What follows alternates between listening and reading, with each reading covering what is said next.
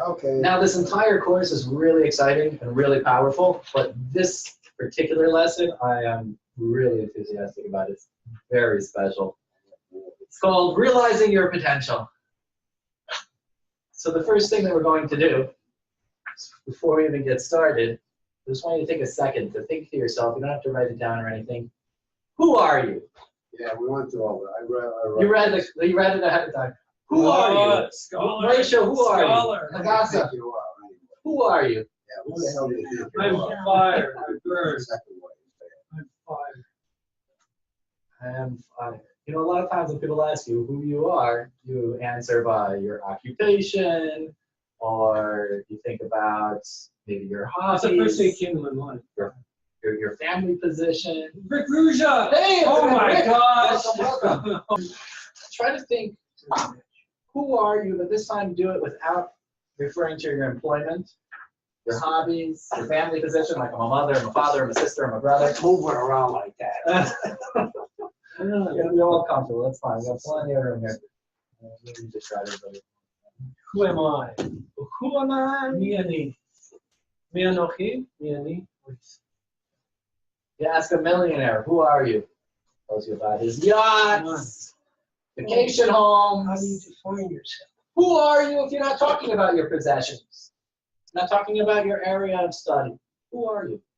A lot of times it's very hard for people. I mean, nobody here because we all identify right away with the Eternal fire. the core, the neshama, but You ever heard generally, the imitation of this question? I'd love to hear it. Here. we're going to get to something similar, Rick, okay? So, we're all very aware of the types of food that we like, the sports team that we follow, the area of interest we have in studying. But very few of us look at those areas of life as they define us. As this is who I am. No, we have these things, we have these hobbies. These are things that we like to do. This is the job, my occupation, the way I earn money, but they don't really define me. So this lesson, paradigm shift, lesson 2 is about realizing your potential. Well, if I've already done through this, then I don't have to keep the class. I can leave, right? Well, by Well, doing you know, it together with us, why you'll don't you help all figure of out us answer all realize these our questions? potential as well. You'll ace the class, man. Help us out. Help us out so us dummies who don't read the material. Come on, you're the smart kid in the class. So we will address how a... Hey! Welcome, welcome. We got a book for you. That's some play. There we go. Now we got a full house. Okay. You're happy again? Yeah. You're doing this adventure together? True, man. Glad they showed up. See, welcome. Do you want a pen? And a little scrap piece of paper? If you don't want to write in the book, some people just don't like writing in the books. But these are workbooks, so you could write in them too. Page 38. So we are going to address how a deeper self-knowledge of ourselves will enhance our very being. Let's turn to page 39, and we'll do exercise number 2. What types of things, interactions, or phenomena make you feel important? Write down one thing. It can be on the scrap paper if you're afraid of writing in books. Or you can write in the book. I'm writing the book. Your book. The word book. You could look back at it and you'll see what did I write. And actually, we're going to be coming back to this exercise. So jot something down. What makes you feel unimportant? Working on what makes you feel important? I'm still unknown. Who are you? Describe yourself. But without any of those other descriptions. Speed, fury. Another speed.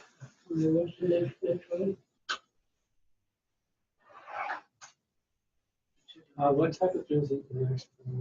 What would you like to achieve? Did you already fill this out? You already filled it out, didn't you? You already filled this out, didn't you? You did the whole thing. I don't need to be in this class. I did the whole thing already. It's okay, let them follow along. We're doing exercise number 2. What types of things, interactions, or phenomena make you feel important? And what makes you feel unimportant?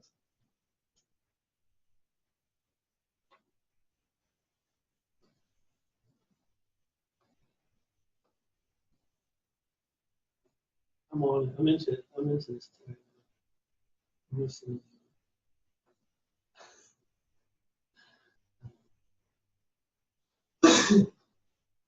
We're going to come back to our answers later in this lesson after we have our paradigm shift. So you don't have to share your answers, just personal, to be able to kind of see where we are holding right now and where we'll be at the end of today's lesson.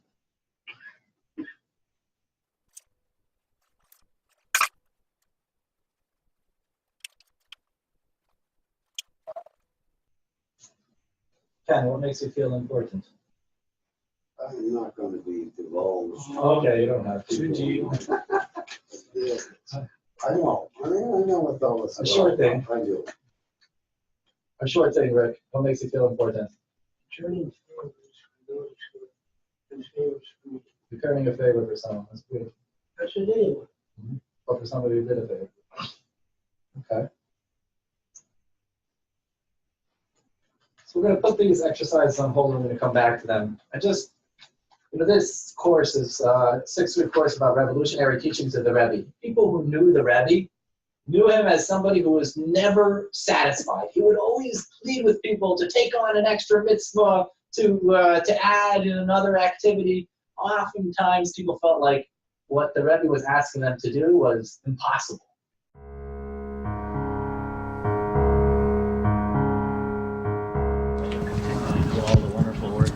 I'm not satisfied that only continuing, it must be tend to increase. Well, we'll be satisfied if you continue. No, Not I only for the- am not satisfied, not only about me, but not about you also. Ja, wie viel die Betonung, ich muss dann warten auf mehrere. Ich schrecke das nicht davon. So mein Terror sagen, das ist ein Gemorre steht, wo das heißt, man hat am Morgen, wie man zweimal sehen. Since he passed away, Yes. there is no one that has taken his place. It's true. Then you are recording. I built a mikveh in Woodmere, in our He was community. not satisfied about your own mikveh. His was much more. Then they try at least the first 10. And God will much bless you. Okay. I'll give you $10 for the 10 mikvehs. We met. Columbus made plenty of time. They got to write a book of memoirs about your grandmother. Yes. What happened to the book? Well, I'm doing some things in that direction, which I'll inform you as it goes along. It takes you too long here. You're right. You have much more other things to do after you finish that. Okay. May God Almighty bless you and good news. And use your time to do much more than you are doing till now. That's also a great deal. Thank you. No, I said to people that this was a wonderful year, Baruch Hashem, but this was our greatest accomplishment of 1988. To be elected a senator was nice, but this was the best. But don't be satisfied. It's only with you.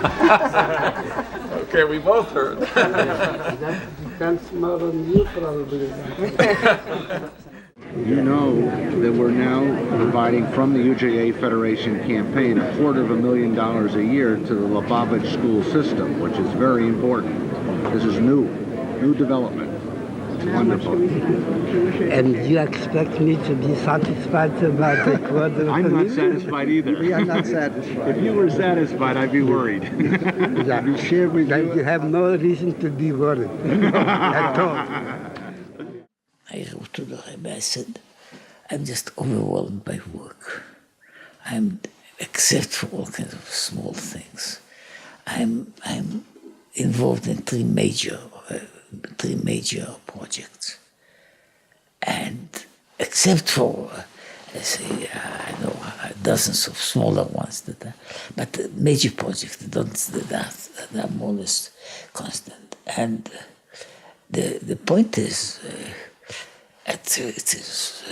I mean, I don't know if I wrote it, but I said it is overwhelming. And for that I got an answer.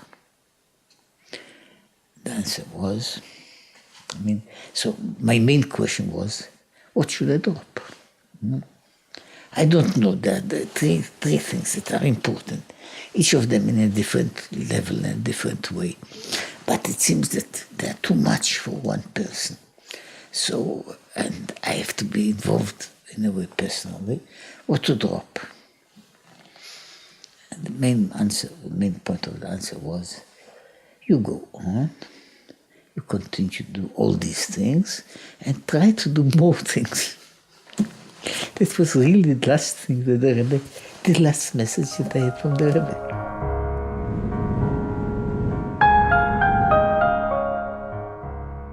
Wild, most of us. Imagine you came home and your spouse prepared a nice 3-course meal, and your response is, this is good, but tomorrow I want a 6-course meal, a 12-course meal. I mean, how would that make a person feel? Usually, people feel very resentful when somebody keeps pushing them to the limit, and especially if it's a boss trying to, get every inch of energy out of you. I mean, you hear the stories of people going to their psychologist and saying, my parents messed me up, I was never good enough for them. And people feel damaged by generally this type of over-demanding response. But if you notice, what kind of reactions did people have in this video? Negative. Negative. What? I'm not gonna. You want to know the truth? Negative. They didn't look negative to me. Now, the Rebbe made me. I'm not gonna say anything because I don't want to interrupt. I have my own. This reminded me of. But never mind. So, anyways, what it seems like from the people there, that they really appreciated the Rebbe telling them to go the extra mile. They were smiling, not just that like the Rebbe is joking with them, but it was, the person themselves said, yeah, I would be worried if you were satisfied. I don't want you to be satisfied. And he was overwhelmed, and he wrote a letter to the Rebbe, and the response was, keep doing what you're doing and do more. And he was like, okay, let's go for that. That he was trying to get an answer from the Rebbe, and that was the answer that he got. But this is very interesting because most of the time when you find a very demanding person, they're not very sensitive or loving. And in this next clip, we'll see a few examples of people who came to the Rebbe really felt his genuine loving care and sensitivity.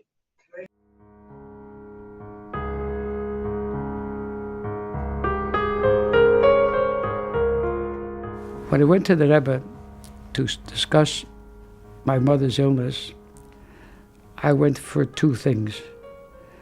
One, obviously, was a bracha. And the second one, it was an eitzah. There was a bachloikus among the medical people whether they should operate or not operate. To operate would be a possibility of curing her, but it would carry a risk as well. Not to operate would be to let things go as they are with its inevitable ending. And like a son, I was torn. And my mother, Alaiha Shalom, couldn't make a decision. And so I went to the Rebbe. And just think, the Rebbe didn't know me, didn't know my mother, didn't know anyone from the mishpacha. And when I looked at him, I saw tears. It like as if he was my brother, and I'm talking to my brother about it. And he gave the answer that one must operate. But that's inconsequential. What is of consequence that not knowingly, and not even knowing, I didn't go representing Young Israel. I said nothing about me being in Young Israel. It was purely personal. And to show such empathy, such emotion, such care, such concern, that in itself is remarkable.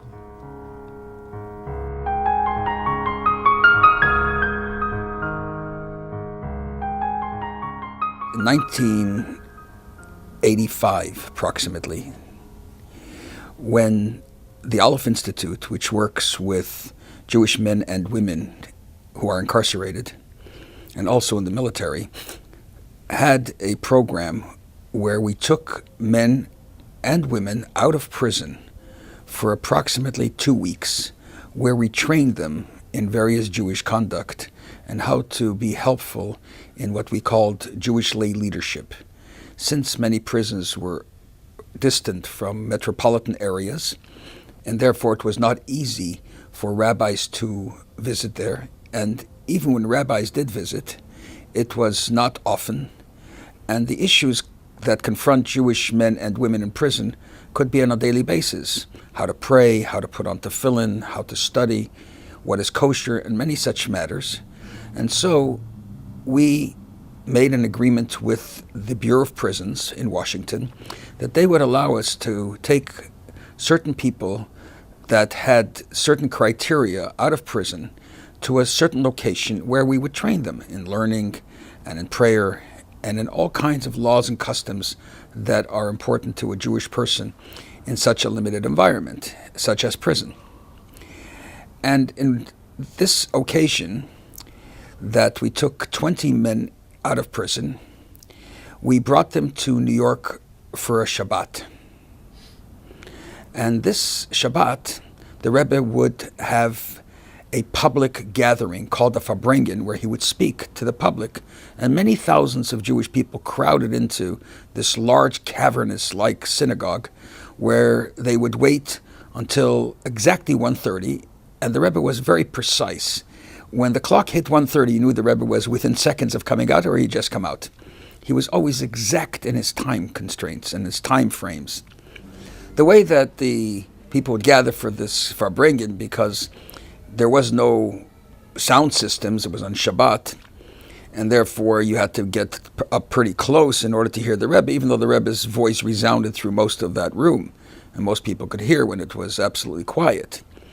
But people would, so to speak, get into semi-reserved places early in the morning and sit there the entire time until 1:30, because otherwise someone else would get their place.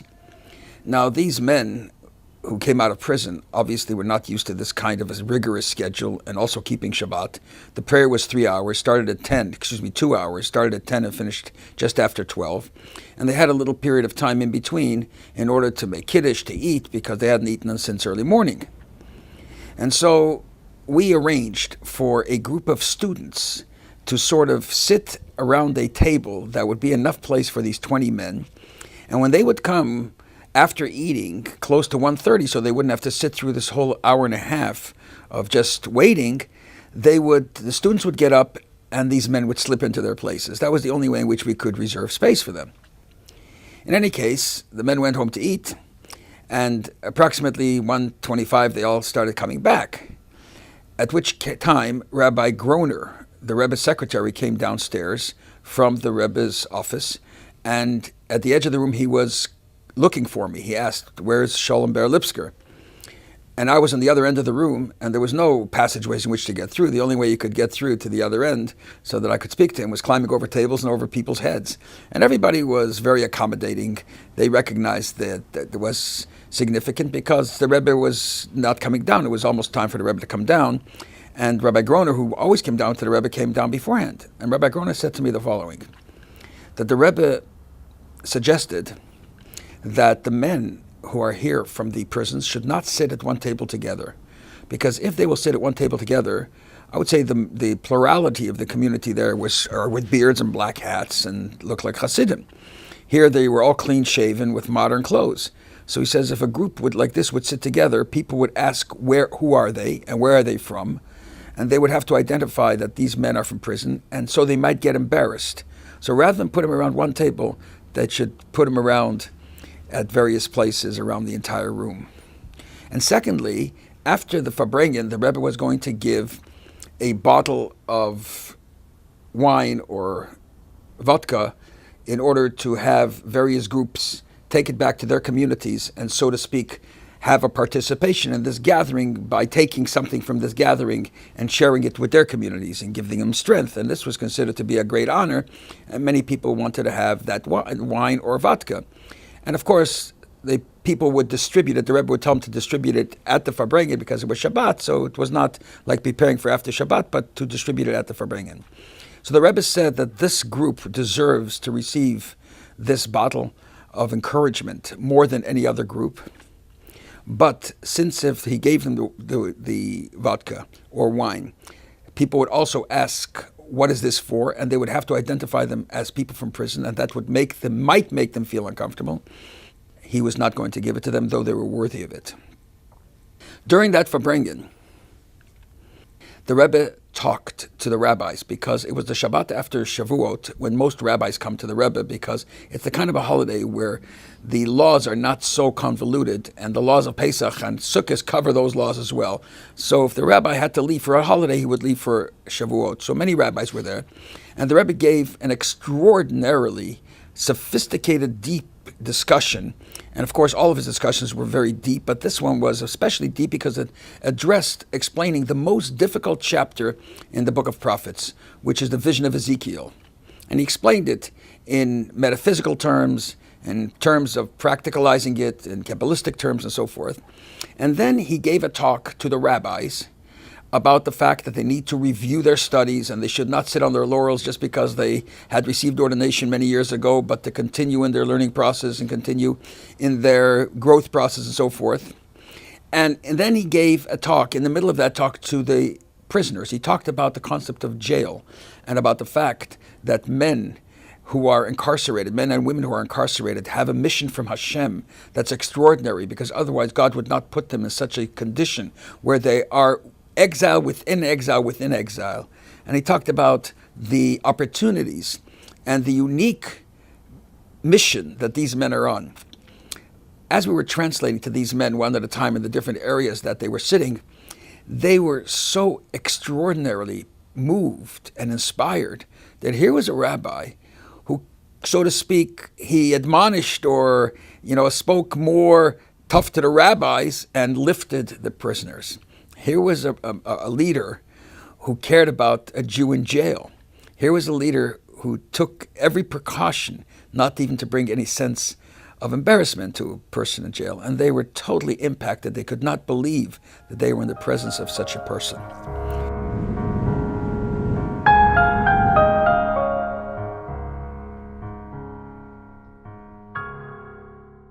So this is a very common thing. Anybody who had a relationship with the Rebbe, and the thousands of Hasidim that I've been in touch with over my entire life, felt that unconditional love that the Rebbe has for all. And this wasn't just to people who thought like him. This was people from all different types of walks of life.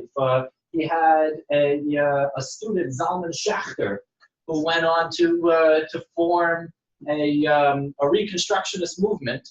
And there's an interesting story where Rebbe asked somebody about do you know Zalman Schachter and how's his livelihood, expressing like a deep care and love for someone who caused him a lot of pain with him leaving, doing his own thing or whatnot. But people from all different types of walks of lives, they share their stories. They say that they felt this unconditional love from the Rebbe. And on the other hand, the Rebbe was not compromising in his values. He would say, he would quote from the Mishnah, "Umekarvan leTorah," be like Aharon, loving peace, pursuing peace, and bring people closer to the Torah. Meaning, we don't water down the Torah or change Judaism, undermining some of its basic Jewish traditions and tenets in order to make it more accessible, which is what was happening widespread throughout America in the early years of the Rebbe's leadership. But no, we have to take a strong stance. This is what's right, this is what's wrong. But at the same time, people felt a genuine caring and love for each and every person, regardless of what their views were. I mean, can you imagine a prominent animal rights activist embracing and showing love to someone who's doing something that goes against what they stand for and what their whole life's mission is about?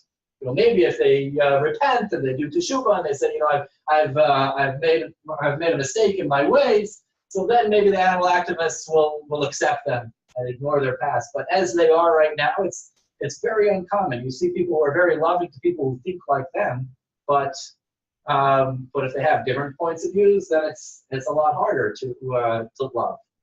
But we find this interesting duality about the Rebbe. On the one hand, his love was for all and completely unconditional, and then at the same time, he was completely dedicated to the Torah and its values. And at the same time, he was encouraging people to grow and to take on more and to not be complacent with where they are. Are demanding people usually loving and sensitive? Do those things usually go together? Sometimes. I think it's very rare, but you're right. Passionate, like you described, illustrated earlier, parents who unfortunately oftentimes push their children too far. Really, my experience, you know, they're often very loving, good people, but they just push so darn hard. They don't mean it. Right, but then a lot of times the child resents that and feels like it doesn't feel the loving and the sensitivity from their parent a lot of times.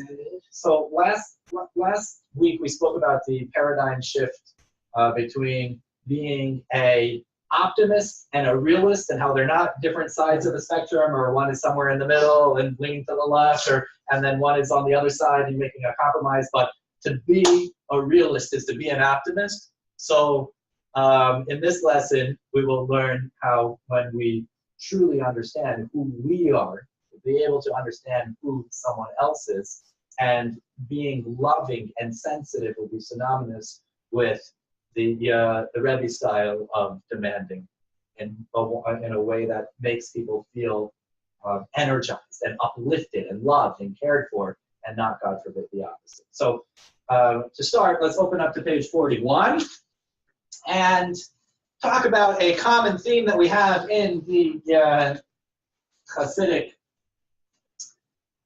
learning philosophy, which is that every Jew, irrespective of his or her spiritual standing, possesses two souls. Do you know what the two souls are? Yeah, right there. You have your self-oriented soul. It's the life force of the physical body. Its concerns are limited with the acquisition of its needs and its wants, and it may even justify immoral behavior. And then you have the second soul, which is the godly soul. The divine soul is an expression of God, and its desires revolve around God and His will. So when you do your evening prayer, and the Lord takes one of your souls and gives it back to you in the morning, which soul does He take? Or are we just thinking about two dualities that don't relate? Well, that's an interesting question. I'll try to get back to that at the end. But our nefesh habahamis, or our animalistic instinct, we call it, it's our human soul. We call it animal because it's concerned with the acquisition of its needs and its wants. It's there to further its survival. Now, it might be more sophisticated than an animal because, you know, it's talking about saving the planet or making this, but it's at the core of it, it's self-oriented, about self-preservation and taking care of itself. And that could lead to immoral behavior. However, you have a more sophisticated soul, which is the godly soul. It's not just makes it more sophisticated than the animal soul, but it's not just God-like, like having the idea of wisdom or free choice, but it's literally a part of God within us. So it's not hyperbole. It's that's what the soul is. But I know that's important. It's good. But can you, in like 10 words less, for this peculiar law about that one? We'll come back to it at the end because I don't want to get I'm curious about that. He wants to learn the Talmud. Yeah, that It's I think it would take a little bit too long to explain and be able to finish by 7 o'clock. But because it's not so pertinent to the flow of ideas over here, but that's why I chose to skip it. So if you have a God soul and you have a divine soul and you have your humanistic soul or your animal soul, which one is the real you? Which consciousness is the primary definition of your identity? So take a second and think on page 42 and write down in the past 24 hours, what were some of the things that were triggered by your self-oriented consciousness, your animal soul, and your divine-oriented consciousness, your godly soul. In that order? Well, just think of a few things that you've done in the past 24 hours and put it either on the left side or the right side.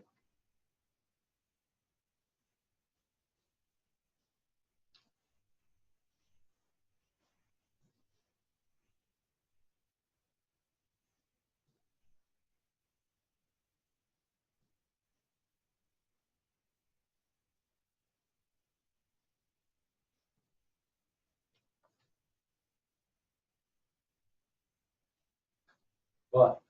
I'll forget it. Because you have two categories here and you're right in the middle. Like, have you quit beating your wife? Geez, was on this side? Was on that side? I'm not sure.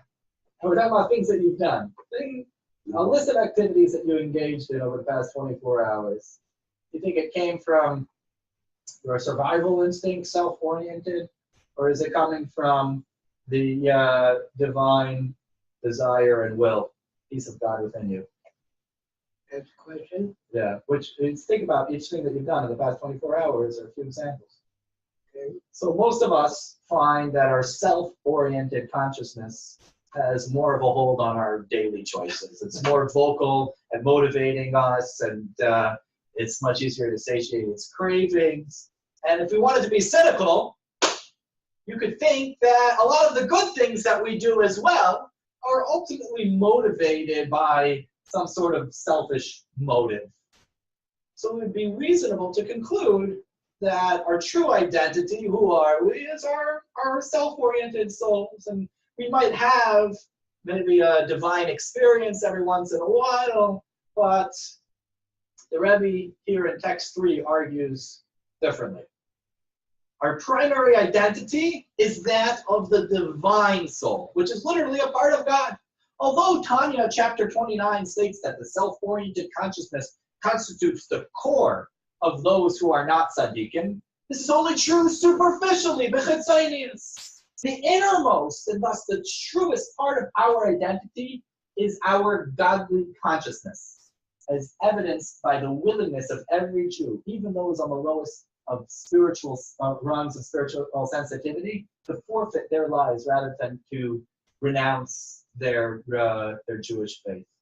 That's based on the person telling you how to Yeah. Yeah.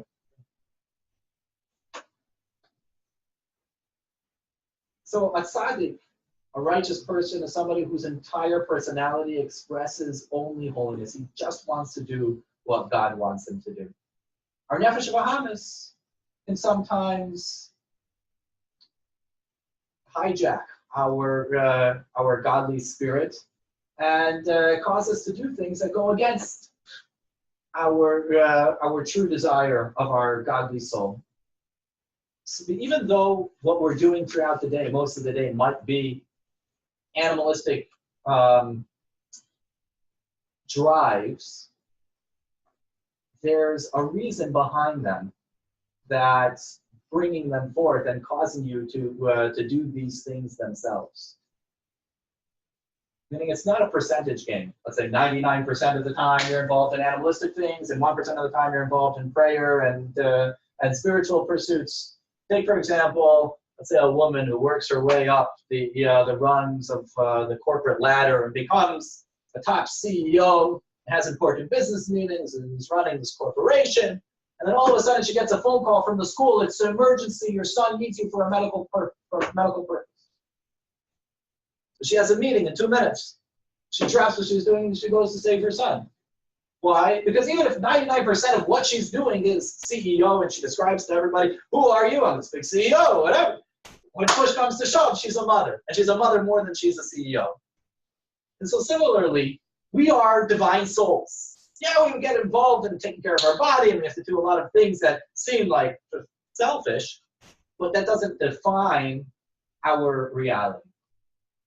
But the problem with just having this level of understanding, so far, do you understand what we're saying? Yeah. You are your divine soul, even if it has very little expression. The problem with that is, what good does it do to know that I am a divine soul that has physical impulses and needs, if it doesn't really find expression in my day-to-day life? It's kind of like my father has blue eyes and my mother has brown eyes, and all of my siblings, myself included, have brown eyes because the brown eye gene is the dominant gene, and so I must be carrying the recessive gene of the blue eyes. But that doesn't really make any difference in my life, the fact that I'm carrying those genes. Maybe it'll make a difference in my kid's life, or maybe if you looked at it under the right instruments, you can see the recessive gene in my genome sequence, but it doesn't really find any outward expression in my life, so it's basically irrelevant, other than I might pass it on to my kids. So one might be tempted to think that our divine soul is kind of like that recessive gene, where it's there, it's in the background, it might be the core of our identity, but if it's irrelevant to our lives, then what good does it do? I'm answering this. I'm starting. Well, I don't want to answer. Just mark it down on your paper. We're going to have a whole hour conversation after the whole class about all of your ideas. It doesn't mean I don't want questions. I'm going to cover the course if you want this. No, I still want questions if you haven't difficulty understanding something that I said, or if you want to chime in for a minute. Here I was a fragment. Okay, you want to read text 4. Text 4. One might mistakenly conclude that our resemblance to the divine is limited to our souls and the innermost recesses of our consciousness, and that it's not overtly manifest if you don't put a lot of effort into revealing it. It's not so. The Tanya, when describing the soul as being chelik elikah mimal mamish, literally a part of God, it uses the word mamish. You know what mamish means? It's a great word. Mamish means literally, implying that the soul is actually a part of God above, not just God-like in some limited sense, but it's literally a part of God. But you see the graph on the right, mamish and mishush. Mishush means tangibly. Mamish can also be translated as not just literally, but tangibly, here in this physical world. This means that our divine core tangibly vivifies and manifests itself within our bodies and in all of its functions and activities. So much so that every movement, even the movement of a finger or a gesture, even when involved in mundane activities, is actually a manifestation of the divine soul. So our soul is not just hidden somewhere deep beneath the floorboard, so to speak, but it's the driving force for everything that we do. The ultimate source of our physical vitality comes from where? Our physical vitality and our animal soul. Its ultimate source comes from the neshama, from the godly soul. But it goes through the medium of the nefesh habahamis of the animal soul. So the animal soul itself is getting its chayus, is getting its energy from the godly soul. The godly soul is not just, you can think of it as this battle. Okay, you have the godly soul over here and the animal soul over there, and 99% of the time I find expression with my animal soul, and the other times I find expression with my godly soul. Here, we're arguing that the very animating aspects, the corporeal aspects of our lives are also coming from and vitalized by the divine soul. You follow that idea? You can tell you the two that one started Yeah. Divine soul can accomplish your survival needs. That's the goal, I see. Right. Yeah, and we find in the Rosh Hashanah liturgy 2 different types of prayers. On the one hand, we say, "V'sefer chayim bracha v'sholom parnasa." It's a blessing about peace and prosperity and deliverance and consolation. We ask God to inscribe us with peace.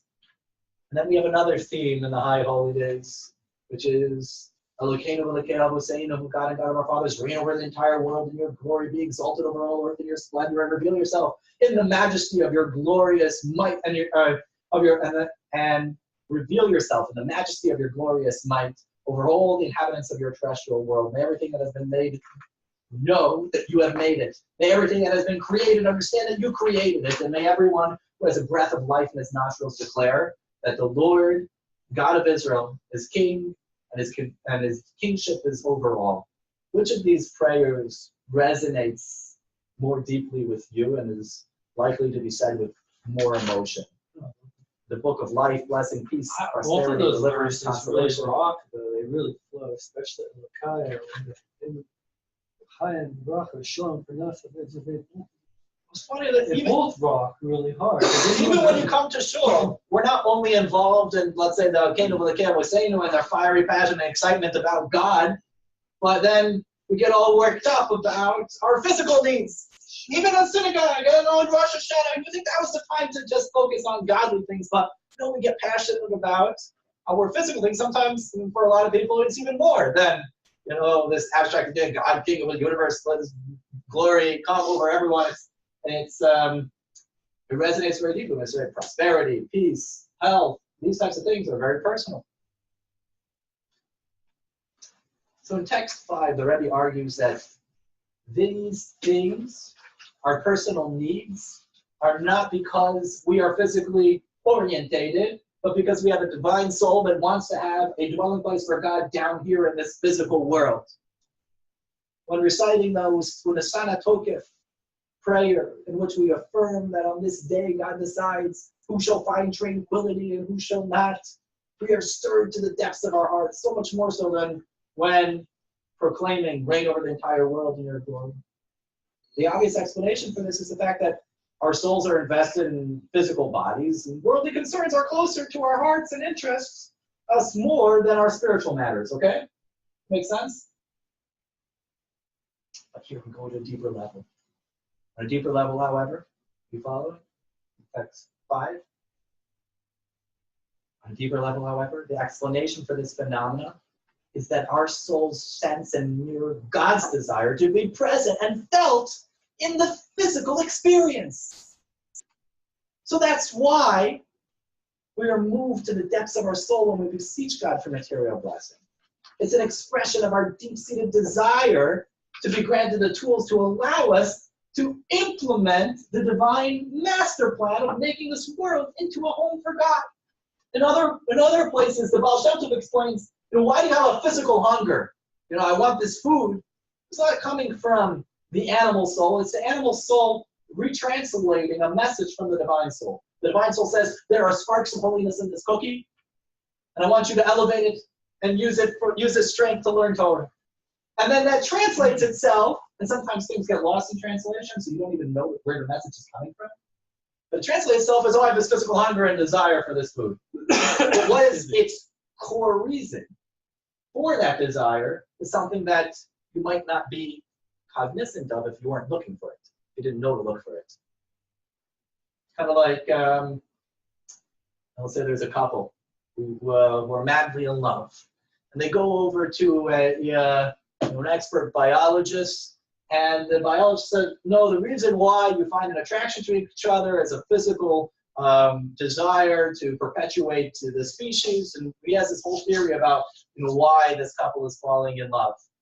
And that might even be true. I don't know the science behind it, but it's kind of irrelevant. I mean, the point is that this couple may be experiencing something that they don't even know where it's coming from, because there might be that animal desire to just perpetuate the species that's somewhere deep down within them, and therefore they find an attraction. Or they might go to a Kabbalist And the Kabbalah says, well, at birth, your soul was split in two, male and female. And when you meet each other, the attraction is so strong because you're reuniting with the other half of the soul. Because I never heard of soul, I never know, I just love this person. But they might not even be aware of what's going on let's say, the biological level or the mystical level, because they haven't studied about it and they're not aware of those things. So similarly, when we look back on page 42 at exercise 3, and we go through all the activities, even the self-oriented activities, let's reclassify whether these activities are stemming from our divine consciousness or animal consciousness. Think about it for a second. Is there a way to see how even the things on the left side of the column are coming from your divine consciousness? Can you see that?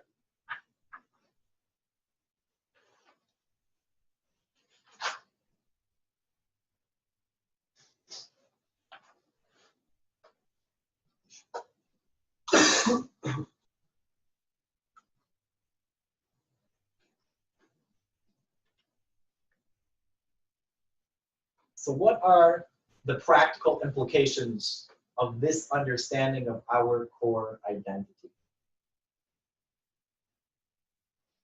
So we asserted that not only do we have a divine soul, but it is very much a part of our everyday life.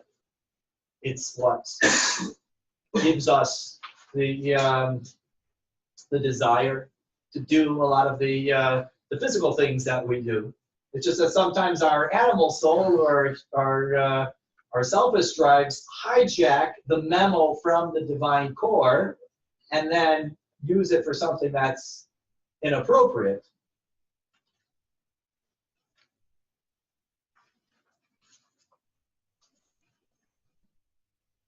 But the truth is that everything is coming from this divine soul. So what are the practical implications of this knowledge?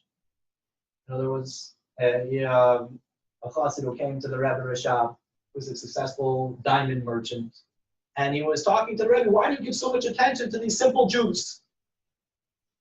What he said? Yeah, and the Rebbe said, do you have your diamond pouch on you? And he pulled out his diamond pouch and poured some out, and the Rebbe turned to the biggest one and said, this must be the most valuable diamond. He said, no, you have to be a maven, you have to be an expert. And he pulled out one of the smallest ones, but it was the clearest and whatever, and said, this is the most precious diamond. And so the Rebbe smiled and he said, one has to be a maven to see the value of a fellow Jew. Every Jew is the precious of precious diamonds, but you have to be a maven to appreciate it. So this lesson is going to make us mavens to a certain degree in seeing that value.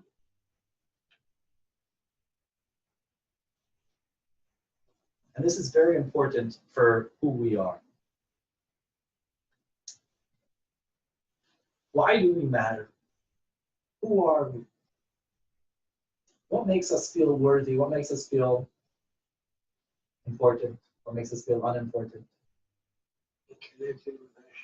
Rabbi Tversky in text 7, which you can read afterwards, basically says we're all like big children who stand up on the chair and say, look how big Johnny is. Just that we're trying to do that with our bank accounts and our cars and our in a lot of other areas, but we're trying to get this kind of reaction of like, look how tall Johnny is when he's standing up on the table. When you're looking for validation from other people, it's very dangerous because a compliment you have to take with a grain of salt, because if you take it too much to heart, then when the person insults you or says a critical comment of you, it's not just a mere blow to your self-esteem, it's like a fatal blow if your self-worth is contingent on validation from others. You're giving your eyes away. Yeah.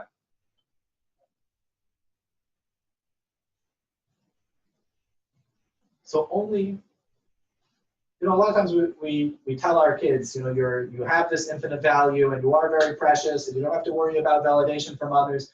But unless there's some sort of intellectual understanding of this reality, it's not going to have its desired impact. We have to really believe it ourselves, know it ourselves, if we want to actually have our own self-worth that's not dependent on any validation from anyone else. This is very dangerous, right? So why does God exist? Is that because he created such a big, beautiful world and is so productive? One good reason. No. He doesn't need any reason to exist. He exists because he exists. No, he wasn't created by anyone. He doesn't need any validation for anything that he did or any activity to validate his existence. In Kabbalistic terms, it's called mitziusai me'atzmusai. It's also used in philosophical terms. His existence comes from himself, which means his validation comes from himself as well. He's not contingent on anyone else for his existence. You have existences that are called mechuyev hametzias, absolute existences, primary beings, and then you have, what's the philosophical term for a dependent being? A non-primary being, a being that comes into existence by something else. It's a contingent being. You have primary beings and contingent beings. So this world and basically everything in it is a contingent being. It's contingent on God creating it. But here's the key.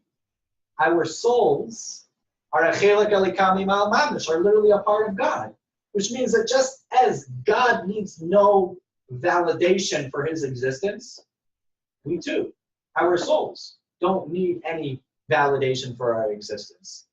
Some say, I think, therefore I am. We can say, I am, and therefore I am.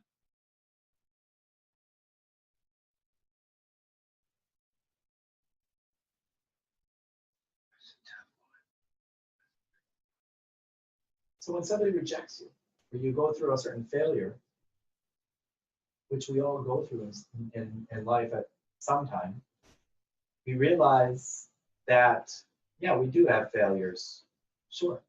But the key is that's something that we have. It's not who we are. So when you embrace your inherent worthiness, you can accomplish much more because you don't care what anybody else thinks of you. You just get to doing what you need to do. So not only is this a recipe for a healthy self-esteem, but it also changes the way that you relate to another.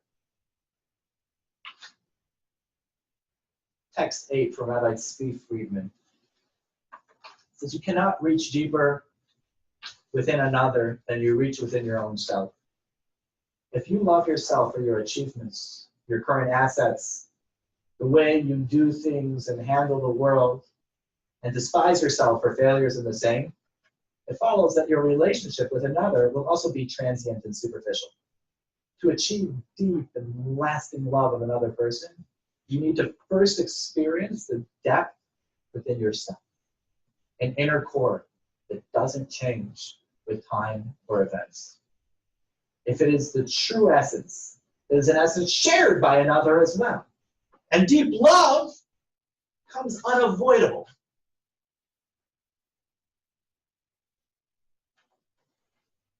So this campaign that the Rebbe started to love your fellow Jew was something that really had to do with how we regard ourselves. Because it's not just a matter of how you treat another person. You know, some people translate love your fellow as yourself means treat a person the way you want to be treated. But it's impossible to love somebody as you love yourself. But that's not true, because if you have this key and you get to know your inner essence, you could truly love another as you love yourself.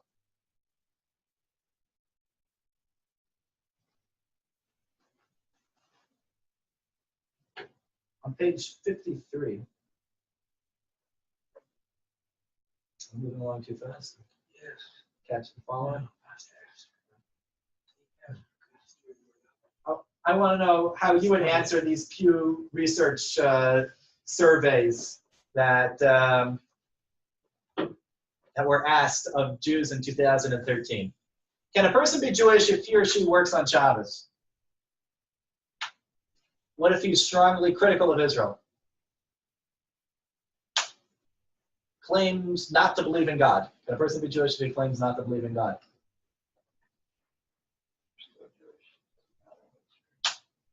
What if he professes belief in the Christian Messiah?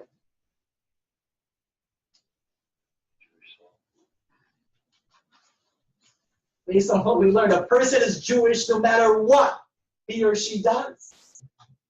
And we find this idea in a very profound Talmudic passage, which I was very passionate about before this course ever was written. And so I might fixate on this a little bit longer than was allotted for the course. So I don't know if we're going to finish exactly at 7.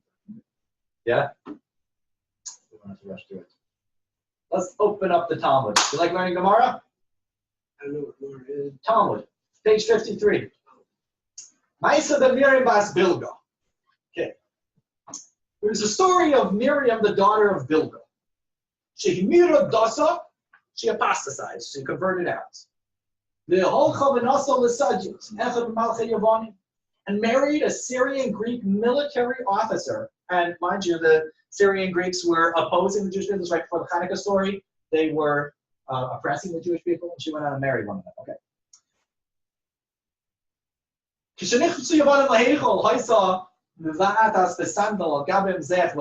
When the Syrian Greeks invaded the sanctuary, she joined them, took her sandal, and hit the altar and cried out, "Lucas, Lucas," which is which language? Greek for wolf. Yeah. Wolf, wolf. Wolf,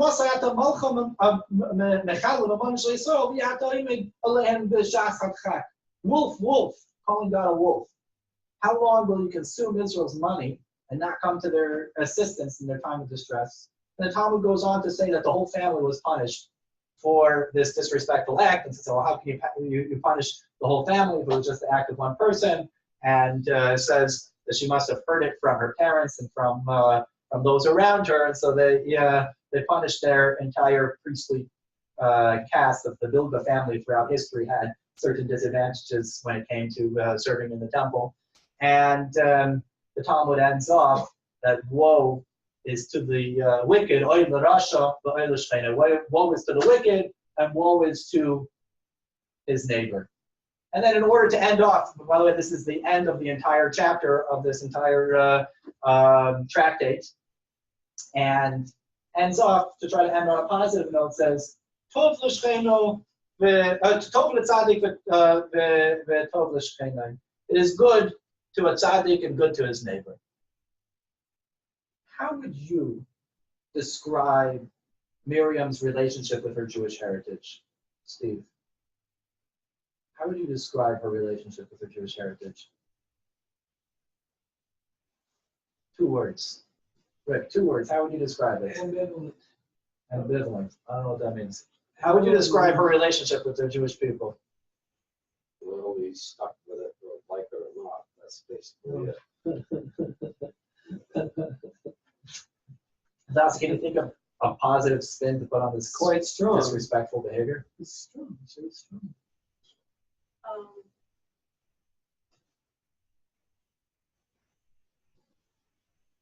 We're going to get to a positive spin on it that's going to blow you away, I guarantee you. The positive could be that she saw her people suffering. Yeah. And wondered how come why are they suffering? Yeah. So Miriam, So actually she loved her heritage, she loved Hashem, Yeah. she loved the Jewish people. Yeah, you're right on cue. Very good comment. Very good. So her relationship with Judaism seems dismal. She converted out, she married the enemy. This is like marrying Hitler, Yamach Shema, in a way, because they came and destroyed the Holy Temple and murdered millions of Jews when they destroyed the base of Mikdash. And she went in as someone associated with them, as part of the conquest. But what's so peculiar is that the Talmud chooses to fixate on her disrespect of the altar, taking her altar and hitting and mocking God, when it seems like there are such bigger or graver offenses that you can talk about than hitting the altar. So the Rebbe explains that criticizing this relatively minor infraction is actually saying a tremendous thing about who she is. Let's look at text A. Miriam apostatized. She converted, wedded an enemy of the Jewish people, was part of the entourage that invaded the temple and offered a swine on the altar. Despite all this, the sages make an issue of the fact that she disrespectfully struck the altar with her sandal. Why did the sages focus on such an act? It's an offense far eclipsed by the fact that she severed her ties with her Jewish heritage? Absolutely not. Wo abgeschnitzt? Was abgeschnitzt? Where? What severed? Where severed? Such a notion is utterly impossible. Her failings were only external to her identity. Although a Jewish girl rejects her faith, God forbid, and marries an enemy of her people, nevertheless, because she's a Jew, she's intimately connected to God, God still cares about how she behaves when she approaches the altar. This demonstrates the greatness of the soul, that no matter our external spiritual state, and no matter the depraved depths to which we may sink, our souls remain faithful to Hashem, even at the moment of our failing. What about if one is your blood and one is your converter? You converted, say you've got a Miriam that's converted. Her mother wasn't a Jew. She converted to Judaism, and then they're the same, identical. So the soul is divine, and it always remains so. You know, it's an interesting look at this concept because of the two parts from the Jew yourself, connected to the soul. On the other side, all the rest of the world, all the humanity, when you've been a Jew, they always characterize the fact that you are a Jew regardless whether you're practicing or not. Exactly. You're a Jew, you don't care where it comes from, you're still a Jew, even if you claim. That's a tremendous thing that the Rebbe took the whole idea of the Holocaust, which is the evil of all evil, and turned it on his head. The idea of a Chabad is to go and reach out to every single Jew with love and care in a similar way that the Nazis in Yamach Shemam hunted down every single Jew out of hatred. If you turn that around and you say, you know what, I'm going to love you no matter what, and I'm going to consider you a Jew no matter what, because a Jew is a Jew is a Jew is something that we say all the time now, but it wasn't so common before the Rebbe introduced this paradigm shift. Now it's commonplace. Everybody says that. But this story brings out that idea of a Jew is a Jew is a Jew no matter what. And like Hadassah was alluding to, I want you to hear it in the Rebbe's own words, where he talks about how this girl, Miriam Bas Bilga, not only is she still a Jew and therefore held responsible for what she's doing, but what is it that she's doing?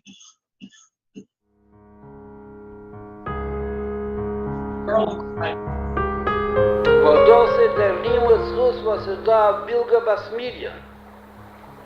Seht man als viele in Asami Maimed und Matze von Emiro Dosso, wenn es Lisali, und gegangen mit den Goyen, was ein gegangen in Beis Hamikdash.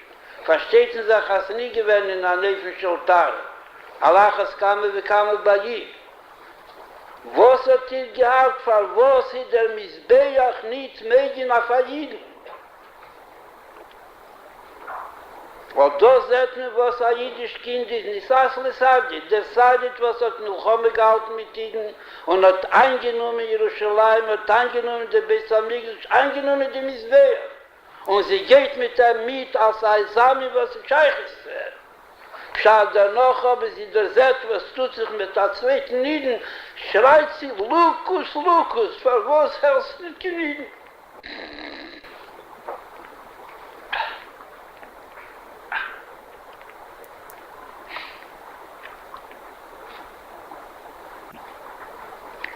Verfos erzählt, dass die Gemorre Komer Lejil sich nicht hast verschoben, es Appel Begnusem Shel Yisroel. Adra bin Druf darf man die Gemorre erzählt, dass gedei zu beweisen, was Ayid ist.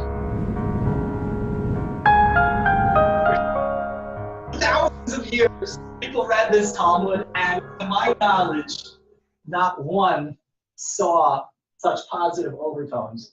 And yes, Anas, you were able to pick up on it right away, but I think that when somebody introduces a chiddush, a novelty, it kind of paves the way to now be able to see it in that type of light. But from the Hanukkah story, or it was before the Hanukkah story, till 1974 when the Rebbe gave this talk, nobody had ever looked at this Talmudic passage in that light. How this seemingly negative story really has such positive overtones. The point is clear. It's like, what? I haven't seen the Talmud, Israel, I know, but you know what's so funny about that? That there was a guy who came to the Rebbe from the Satmar Rebbe and told the Rebbe that the Satmar Rebbe was speaking and he had a problem with this Talmudic passage that the Pshei Yisrael, that the lowliest of amongst the Jews are filled with a pomegranate, are filled with mitzvot, like a pomegranate is filled with seeds. And his question was, the Satmar Rebbe wanted to know that if they're called Peshei Yisrael, if they're called the sinners of Israel, or the lowliest amongst Israel, well, what does it mean that they're filled with mitzvot, like a pomegranate is filled with seeds? And the Rebbe heard this and he sighed and he said, I'm also having a hard time with this passage. But my question is, if they're filled with mitzvot, like a pomegranate is filled with seeds, how can they be called Peshei Yisrael? Right. So you can look at the same Talmudic passage, and you can look at it in the negative way, or you can look at it in the positive way. The Rebbe somehow always saw things in such a positive light, and this story is a prime example of that. What he saw here was an expression of the Jewish core. No matter how far gone she was, what was she concerned about? Lucas, look, how long are you going to consume the karbanos, the sacrifices of the Jewish people, and not stand by them in their most troubled hour? Whatever for the Shem as a whole, for devouring the children. Devouring the sacrifices, but that was what was bothering her, is that where is God's protection? There's a song that just recently came out by Ruby New that brings home a little bit this. Betsy Marcus, yeah. Benny Freeman from Eighth Day. Yeah. Betsy Marcus has a Chabad house in Southern So this is a California. very moving song that I decided to stick into the course, even though it wasn't officially part of it.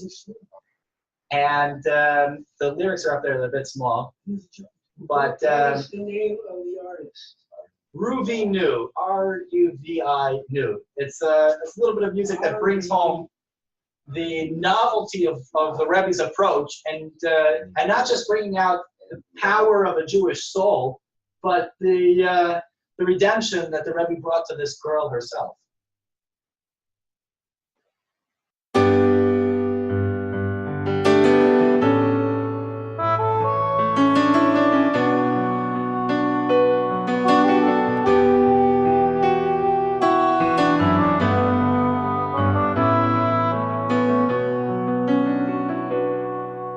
The temple lay in ruins, its holiness defiled, victim to the madness of a world gone wild. Standing near the altar, not afraid to be seen, she lashes out and strikes it. Her words are so obscene. Hungry wolf, how Israel's wealth you devour, yet you don't stand by them in their most troubled hour. She's the daughter of Bilga and wife of a Greek. She'd abandoned her people, she despises the weak. Punished by the priests, shunned from above, she traded her people for a forbidden love. Decrying the altar, did she have no shame? Now forever tarnished was the Bilga name. Decrying the altar, did she have no shame? Now forever tarnished was the Bilga name.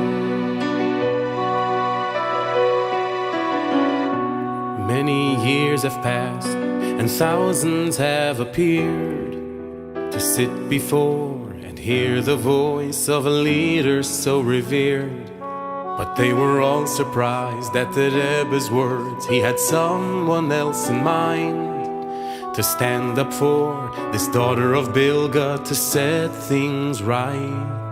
The people of your time had thought that you had strayed, but you pounded the altar to defend the betrayed. The voice of compassion for a woman who dared to show her own people that she really cared. Punished by the priests, shunned from above, at last there was one who had only words of love. For 2,000 years she carried her shame, how she longed for someone to liberate her name. Roaming through time, had this tortured soul, nowhere to rest, nowhere to hide, no words to console. Roaming through time, had this tortured soul, nowhere to rest, nowhere to hide, no words to console. Punished by the priests, shunned from above, at last there was one who had only words of love. Her time had come now to enter heaven's gates. From those words of comfort, the night a soul was saved. Her time had come now to enter heaven's gates. From those words of comfort, the night a soul was saved. Her time had come now to enter heaven's gates. From those words of comfort, the night a soul was saved. I don't know about you, but I found that really powerful. Can you get this on YouTube? I can email you a link if you want. Send me an email and I'll send you back the file. Yeah, yeah, you can. Yeah, it's on YouTube. There's no such thing as a distant Jew. There's no such thing as a peripheral Jew, a marginal Jew, or a secular Jew. Why define someone by external disadvantages? The definition should reflect who a person really is. A Jew is a Jew no matter what. That's who we are. No matter what kind of issues we're wrestling with, what kind of challenges we have, that doesn't define us. Our challenges don't define us. Our disabilities don't define us. So like we spoke in last class, we don't call them disabled veterans or kids with special needs, but special children. Yeah, but you don't define somebody like that. Here's a story where somebody says, my brother has no connection to this.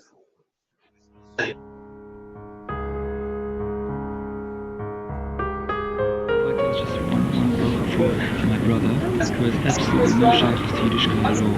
His name is Meir Ben Etta.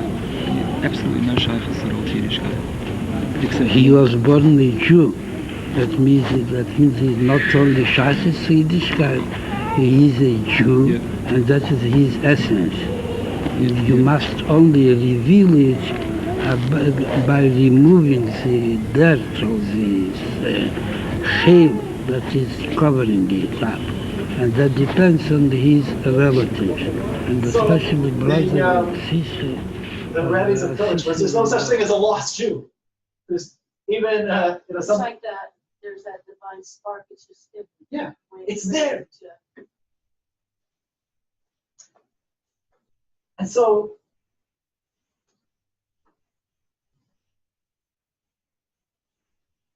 that really changes everything. this perspective, who we are. There's a picture of the Rebbe with the President Shazar, who was the third president of Israel.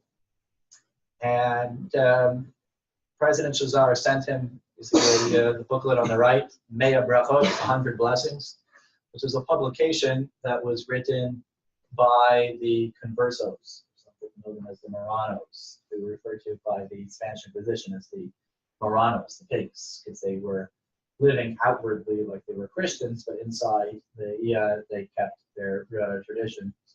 The Jewish people call them conversos. They converted out. And in a letter that the Rebbe sent back to President Shazar, he compares us all to conversos in a way. Look at this. Page 58. Text 11.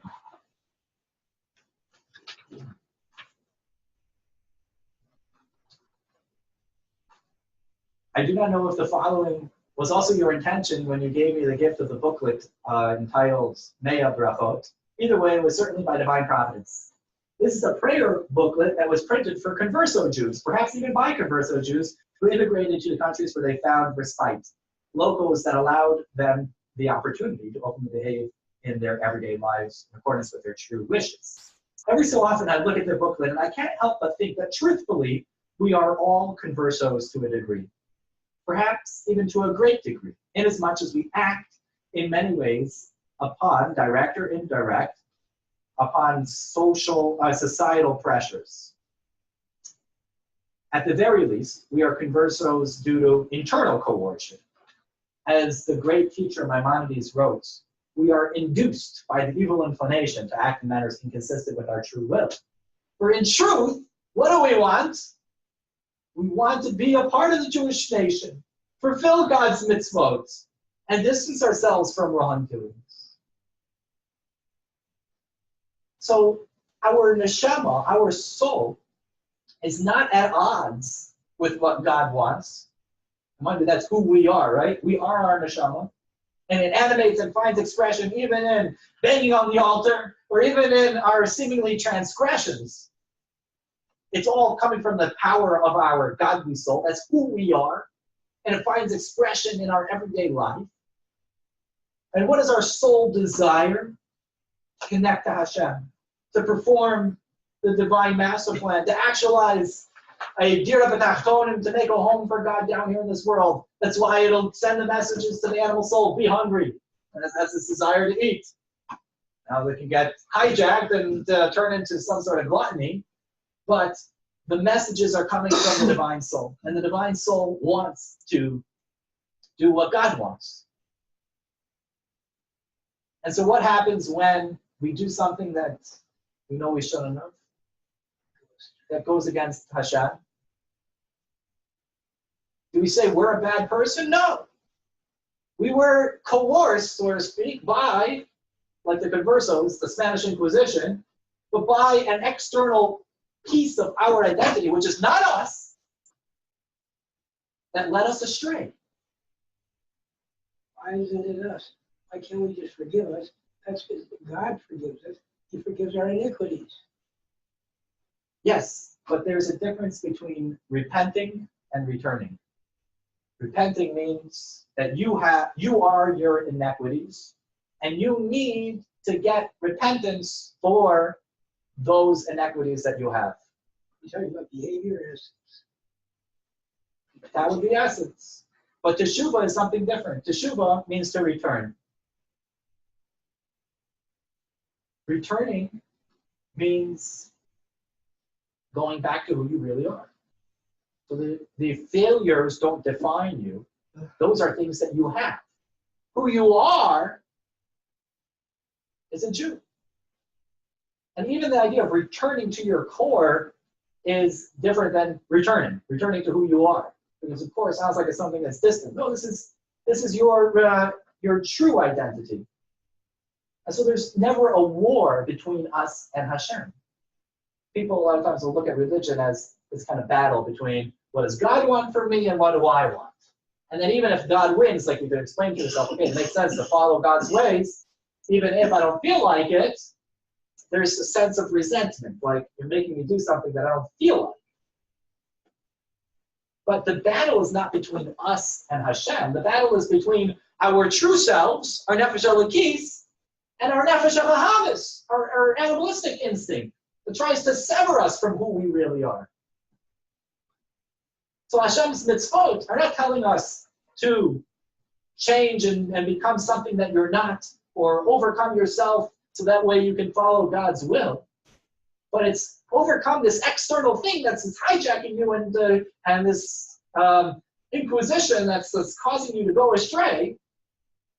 Get rid of that, cut off the inquisition, and go back to your real self. I was married last night from 11 to 12. Wonderful all day.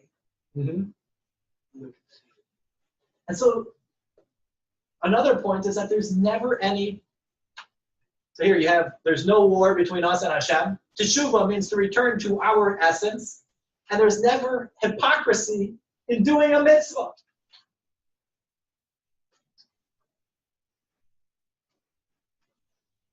There was a Jew who wrote to the Rebbe that he hesitates in engaging in a certain mitzvah because he has feelings or he does certain things that are not according to the Torah. And so on page 13, page 60, text 13, the Rebbe responds, the nature of a Jew is that he always desires to act in accordance with the Torah and mitzvot. However, sometimes there may be circumstances which overshadow this desire or immobilize it. Once the external constraint is removed, the true innate will is free to reassert itself and to act in accordance with the innate nature. In the light of the above, it should be clear that there can be no question of hypocrisy when a Jew learns Torah and conducts his life according to the Torah and the mitzvot, even if some of his other actions or feelings do not always harmonize with his Torah study and observance. Because the incongruity lies where? The incongruity lies not in acting in accordance to the Torah and the mitzvot. The incongruity lies in acting contrary to it. That's where you're a hypocrite. So now we can have a whole new appreciation for the Rebbe's mitzvah campaigns. Here's some examples. Tefillin, mezuzah, tzedakah, Shabbos candles. The Rebbe instituted many different mitzvah campaigns. And these are mitzvahs that have been eternal, but to send people to the streets, to go late tefillin with men, or to say, excuse me, are you Jewish? Here's some Shabbos candles to light, was something that was never done. And as a matter of fact, it had a lot of opposition. And from the Orthodox Jewish world, it had opposition. One of the complaints were, how can you waste your time from learning Torah, which is something that's so important, right? You have students. They should be sitting and studying in yeshiva, not standing on our street corners. They're wasting their time. What value is it to get a Jew to do one mitzvah or learn Torah for 10 minutes? Stop them on the street and do a hit and run mitzvah. You're never going to see them again. It's not going to have a lasting impact. What's the point? So the Rebbe gave many answers to this question, answered it from a halachic perspective, a Jewish legal standpoint, and from psychological, other areas. But what's important to, or what's pertinent to this class is giving a person 1 second to live in harmony with who he or she really is. What is a person? A soul that wants to do a mitzvah. Putting somebody in harmony with that is always a worthy endeavor. There's never an expense that's too much. There's never too much energy that's not worth it. Because what you're doing is you're giving a person to live in harmony with who they are.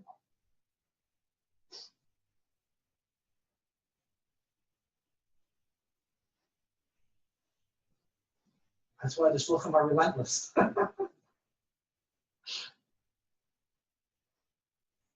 So we got this paradigm shift from the Rebbe. The value of a mitzvah. One Jew doing one mitzvah. Infinite value. Is there a good biography of the Rebbe? Yeah, there are a few. I'll give you one.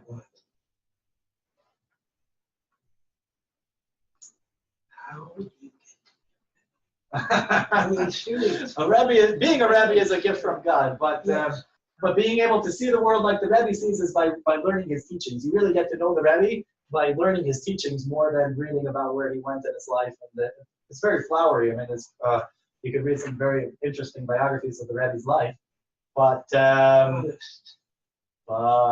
you really want to know the Rebbe, you learn his teachings. That's that's the way you really get to know him. Yeah. There's a book by Tolushkin called The Rebbe. You can borrow our copy if you want. Okay. How do you spell the name? Tolushkin, you know Tolushkin. I don't know. So just Google it, and when you misspell it, it'll find it. Telushkin. Okay. So, you have another 5 minutes? Yeah. Should get out of here by the quarter after. Okay. This is like That's 7 o'clock. every kind of We're going to start closing. We need to get out of here by quarter after. Okay. So we'll do the last section a little bit faster. Faster? Than we've been going at a slower pace. We thought we were flying, huh? Yes. So the bottom line of all of this is, when you recognize who you really are,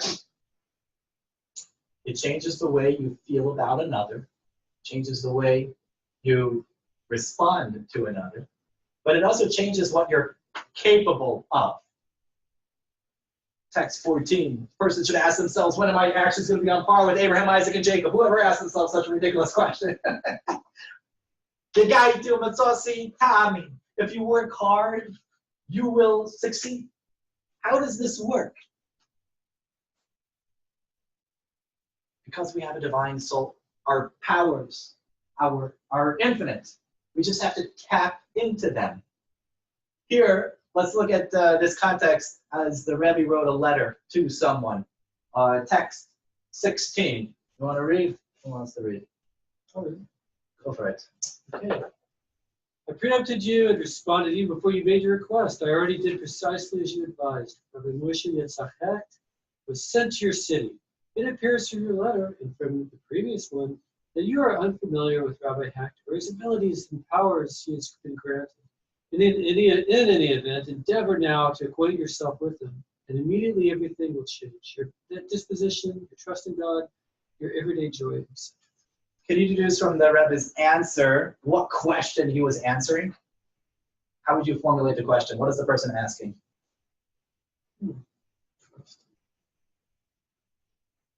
So I've already answered your question. So this letter was written in 1974 to none other than Rabbi Moshe Yitzchak Hecht. The one who's addressed in this letter. Interesting. So he wrote a letter to the Rebbe in which he outlined the hardships of the activities and asked the Rebbe should help and do everything. Help me. You need to send something. You got to help me. You got to do something about it. I'm overwhelmed. I have way too many responsibilities. A rabbi of a community in New Haven, Connecticut. I'm overburdened and overwhelmed. The Rebbe said, I already did everything necessary by sending you. You have the goods. Just cash in on it. When you truly get to know yourself. No, I was in West Hartford, Connecticut. Oh, sorry. So you got to know yourself. You got to know this true knowledge of yourself. Not just know yourself the way you think you know yourself. That knowledge is tainted by what people tell you you can or cannot do. For your previous experiences. But all of that's the external you. Don't undersell yourself. Don't underestimate yourself. I remember when I moved out to Humboldt County, or right before I moved out, people told me that it's impossible to run a successful Chabad Jewish center in this area. Right. Financially, the people are very liberal there. You know, your experiences, whatever. It's not possible. What do you think my response was? But why? You're doing what God wants you to do. Someone has to do this. Because I knew myself. Yeah. The Rebbe taught me to see myself for who I truly am, and therefore I didn't understand myself. Who am I, a timid, not very extroverted yeshiva student who has zero experience in the field? I didn't let that define me. You're special, Rabbi. Thank you, and I appreciate that compliment, but what I'm bringing out is that my self-worth was not determined based on what others were saying about me or what I am capable of. So I knew myself as a godly soul, and therefore I knew that it was possible. But also, to the response of, well, if they're very liberal Jews or whatever, it's going to be a hard demographic to sell Judaism to. To me, that was so foreign, and still is. It's like, how do you define a Jew based on their political orientation or affiliation or whatnot? A Jew is a Jew. They have divine sparks. They have a divine soul. What could possibly go wrong? So it's a gold mine of opportunity. There are Jewish souls there.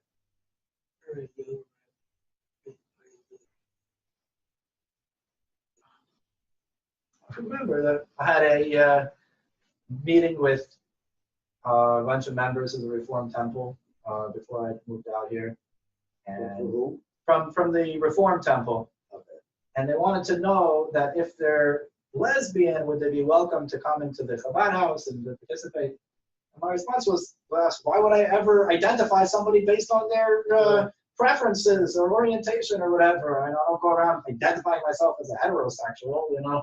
This is not who you are. You are a Jew. That's your identity. Of course, of course you're welcome to join, and of course you're welcome to participate.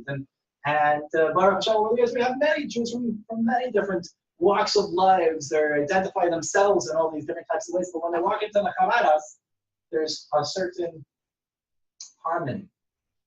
We talked about getting in touch with what happens when a Jew does a mitzvah. They're synchronizing with who they really are. They get a moment of living a life that has zero contradictions.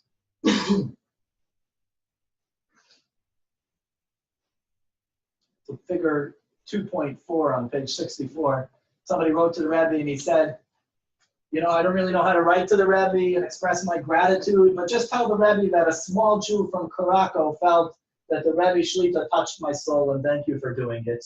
And the Rebbe responded, pleased to receive your regards through our esteemed mutual friend. I must, however, take exception to you referring to yourself as a small Jew from Krakow.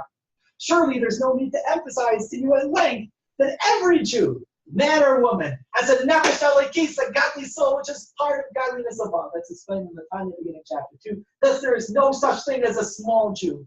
And a Jew must never underestimate his or her tremendous potential. So when we asked before, what is a goal that you think is too elusive that you will not be able to accomplish, take a moment when you go home to rethink that. Who are you and what are your potentials? What can you really accomplish? And so, back to the beginning, how did the Rebbe have both of those two opposites? On the one hand, was extremely loving, unconditionally, and to everyone, and at the same time was very demanding. See what happens when your employer demands a lot from you? He's doing it for his own personal benefits. And that makes you resent, and it makes you feel bad. It doesn't feel good to get pushed and told, you're not good enough. And a lot of times parents do the same thing because they have a certain self-actualization that they fail to find in their own lifetime, and they want to project that on their child, and that's very unfortunate. However, for the Rebbe, his pushing people to go further and his love was one and the same, because he loved a person based on their true identity. You are a soul who has a physical body and physical tendencies. Those are all the things that you have. But who are you? You're divine. You're a godly soul. And therefore, don't sell yourself short. You have infinite power. You're a godly soul. Why be satisfied with just this amount? The biggest compliment someone can get from the Rebbe was another mission. another job to do. That means that the Rebbe thinks that I can do that, believes in me. In the early years, when the shluchim went out, they would call in every Saturday night and ask, what did the Rebbe say about a Farbrengen, and what new thing did he tell the shluchim that he wants them to do? And one time the Rebbe's secretary said, what makes you think, tell the shliach, what makes you think that the Rebbe has a new thing for the shluchim to do? And the shliach said, when does the Rebbe ever not give us something new to do? And so it was that drive, always yearning to go further and to grow, that stems from realizing your true potential, who you really are, and then not selling yourself short. And so when the Rebbe spoke to people and said to Ivan Steinsaltz, who felt burnt out, right at the beginning, he said he felt sad, right? He looked sad, he was all burnt out. But the Rebbe's response was, keep doing what you're doing and add another thing. And that gave life to Aiden Steinsaltz. Because he said, I thought I was at wit's end and I was ready to collapse. And here, the Rebbe said, you have infinite power. Don't sell yourself short. So I the shluchim would wear like at one stage they would like it's kind of like a shtick where they'd wear like vintage US military like caps. You know what I mean? I know there's a thing where they did that, they'd wear like little like World War II or whatever. And That was a Russian thing. It was like, was that like a, or that's what it was like, it's a Shem page or something. There's actually pictures of Rabbi Ferris.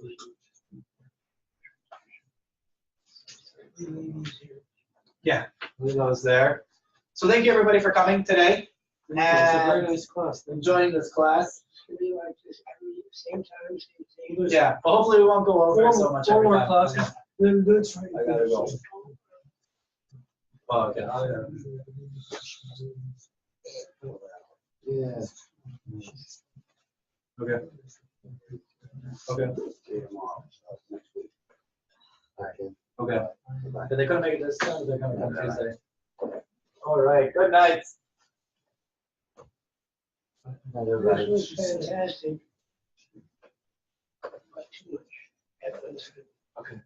Yeah, they're gonna come, they just couldn't make it today. Sure. Oh, by the way, guys, I got some plastic bags if you need any for your books. You get anything to use with these? Key points. Oh, yeah. Really sterile. 1. Our truest self is a godly soul. A spiritual experience is a moment of unrestricted contact with our deepest essence. 2. Our corporeal lives and physical activities are themselves vehicles of the soul's expression. 3. Our longing for material blessing is an expression of our deep-seated desire to be granted the resources that will allow us to implement the divine plan to make this world a home for God. 4. Because goodness is not secondary to our core identity, even a negative act must yield some expression of goodness. 5. Faults, failures, and bad habits do not define who we are. When we tap into our inherent value and immutable perfection, we can truly love ourselves and others. 6. Our essence is an indistinguishable spark of God. No matter how we behave, our Jewishness can never be extinguished. 7. Our souls desire whatever God desires. Thus, the deepest and truest desire of each Jew, when stripped of all superficiality, is to perform all of God's instructions, mitzvot. 8. Teshuvah means to return to our true selves and harmonize our lives with our innermost essence, our godly consciousness. 9. There can be no question of hypocrisy when we choose to do a mitzvah, even if other areas of our lives are not harmonious with Judaism. The incongruity lies not in the choice to do a mitzvah, but in the choice to delay living from our essential core completely and proudly. 10. Our divine souls are infinite. We are thus empowered to accomplish far beyond our perceived abilities.